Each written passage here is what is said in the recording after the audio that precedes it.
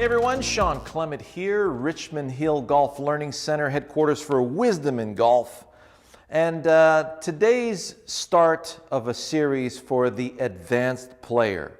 And for the advanced player who's never seen wisdom in golf before, first and foremost, if you don't have a flight plan, and all too often, even some advanced players that come to me and they go, okay, I'm trying to hit the ball straight. I'm trying to remove a certain side of the fairway or the certain side of the golf course. And, you know, you look at what's behind, what underlies that is a lack of focus on where you want to go. So oftentimes, I'll ask a student that just hit a shot that was less than desirable, I'll ask them, well, what was the original focus? And oftentimes I get, I don't know. And so I say, good shot. So number one, how do you want to see this ball fly? So you're going to a specific target. You have a wind coming in from the left-hand side. You're going to start it at the center of the green and let the wind bring it back behind the bunker on the right-hand side where that flag is. So you have a very specific flight plan that you're going to deliver into that picture. Without that flight plan, then you're left with just the ball. And that, you know, even as a default mode, you can say, yeah, that's what I want, and you're going there and you're making sure and you're going, man, something doesn't feel right here at address. As soon as you feel that something isn't correct here and you go anyways, you just lost that target. You blacked out, and now you're making sure you're going to hit the ball solid. So if the ball is your target, well, did you know that over the top was the perfect scenario for a ball being your target? So when I'm setting up here and I want to throw my club at the ball, this is what it's going to look like.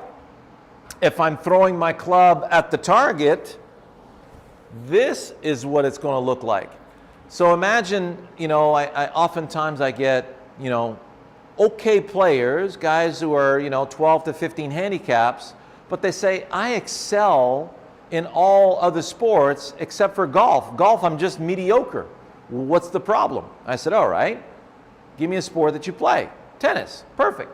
So you're receiving a power forehand to your backhand, and you want to send that backhand cross court. So you've made the decision as to where that tennis ball is going to go, and you're very determined as to where you want to put the tennis ball. Well, you never have issues with your strike when that decision making is clear and concise. So you're saying, there's where it's coming, that's where it's going. Now the brain can organize itself to deliver through that strike and put the ball in the direction that you want it to end up. It's the same thing in baseball. So, you know, I played a lot of baseball in my youth, and I was the home run hitter for my team, and I always had a place to put the baseball. So it was then a mind game between myself and the pitcher. I say to the pitcher, this is where I want the ball, so I can put the ball there. Well, I wasn't as brash as Babe Ruth, but I knew where I wanted to put the ball. So now I'm waiting for the pitch that fits that picture. No, that's not it. There it is. As soon as I saw that pitch, it was gone.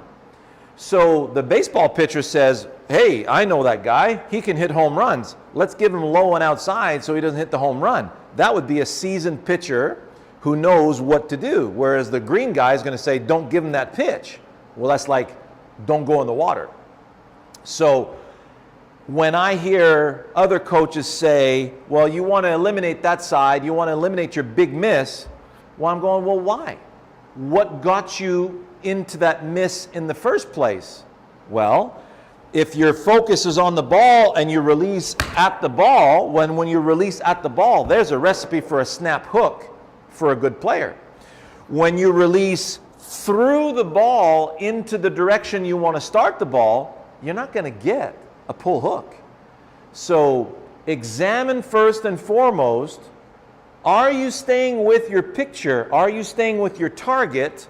Or are you blacking out? Now here is the most important statistic for the advanced player. for any player for that matter, but the advanced player more importantly, out of the 36 full swings that you had to hit today at the golf course, how many did you stay with that flight plan? How many did you stand over the ball and say, yeah, this setup really matches that picture, and I'm going to stay with that picture throughout the swing? How many can you put the hand in the fire and say, hey, I really stayed and I felt a nice release in the direction I wanted to start that ball? If you didn't stay with your picture, what distracted you? What were you fearful of? Let's start there. Next week, I'm going to show you how to match your setup to that picture so that when you're standing over the ball, you know in your bones that the ball will start in the direction that you want it to start, and you know in your bones that you will flush that contact. You're going to hit that ball super solid. There's a way to do this. Stay tuned.